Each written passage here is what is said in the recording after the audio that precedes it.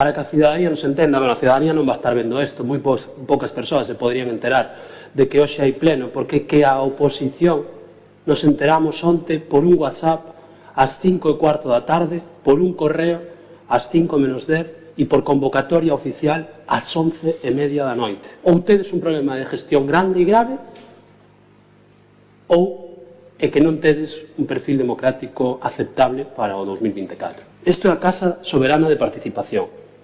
Aquí estamos representando a cidadanía. De verdade podemos debatir un documento que nos chegou onte ás 6 da tarde? De verdade é posible facer eso? De verdade podemos nos discutir sobre ordenanzas que van a afectar a veciñanza con tan pouca antelación? É que non son cauces democráticos aceptados.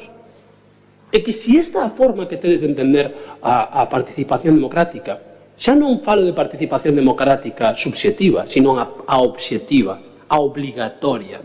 De verdade ten algún tipo de sentido este pleno de hoxe? Se de verdade consideras que este pleno sirve para algo, por favor, argumentame. Porque eu agora podo falar do xeral, pero non podo falar no concreto porque non puden ler a ordenanza. Non puden ler toda a documentación, e que cada expediente ten moita documentación.